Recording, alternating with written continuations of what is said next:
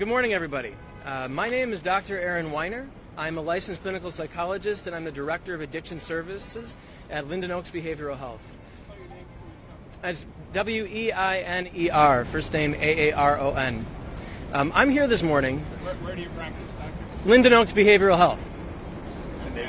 It's in Naperville. I'm here this morning because I was deeply concerned when I read the text of the bill that was released to create a new market for marijuana, for recreational marijuana in our state.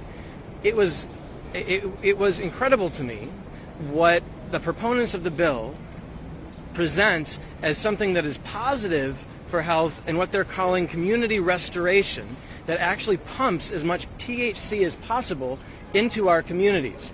Consider, this bill has no caps on THC whatsoever. This bill allows for the creation of candies and chocolates and sale of those things. This bill allows for the creation and sale of extracts that can be up to 98% pure THC that have been linked time and time again to the development of acute and chronic psychosis and schizophrenia. We're seeing new published papers on this all the time.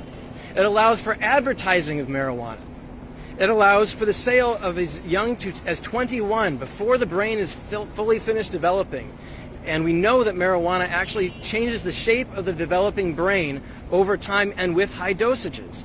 And it allows for the placement of a marijuana shop within 1,000 feet of a school that is less than 1/5 of a mile, or about a 3-minute walk.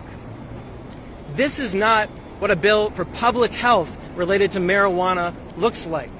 Any change in drug policy should reduce drug use, not increase it. This bill will increase it. And the reason why is that the beating heart of this bill, the cancer at its core, is the marijuana industry, a for-profit sector that is trying to get people to use as much of this as possible. Consider, THC caps would decrease business. Not selling edibles and extracts would decrease business. Not being able to sell to 21-year-olds would decrease business. Not allowing advertising would decrease business. This bill was not written for us. As Representative Moylan said, you can expunge records, you can legalize possession without legalizing sale. This was a bill for the marijuana industry that wants to make as much money off of us in our state as they possibly can.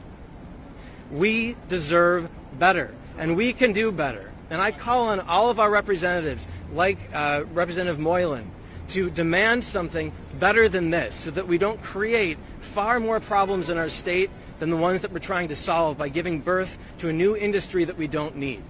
Thank you. It's illegal possession in Colorado and they decline every year in youth abuse of marijuana, in youth use, and that you can do two things at once. So that is just simply untrue. If you look at the national level data, we see that the use rates in Colorado for youth have not gone down, and they've increased in the 18 to 30 bracket tremendously. There's also a university, to finish, the University of Michigan study monitoring the future going on for decades found that 1 in 4 high school seniors said that if you legalize marijuana, they would either try it for the first time or use more. They're already doing it. How are they going to try it? Just because people are already using something does not mean that we should add more people on. The bottom line is when you create an industry that makes its money off of getting people addicted, you create a whole new set of problems. I haven't heard that yet. I mean, we have the industry. The industry's probably got a representative selling it on a street corner not far from here right now. Big cannabis is here.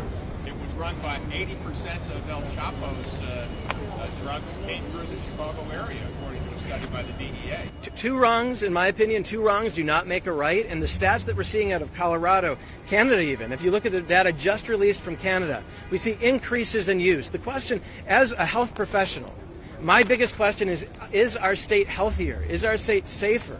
And when you look at car crashes, when you look at rates of addiction, when you look at rates of use, they are going up. The more of the public that you expose to a substance that has detrimental effects, the more people who experience those detrimental effects. We need less drug use, not more. Just because people are already using drugs does not mean we should promote people to use more drugs. That's not a justification.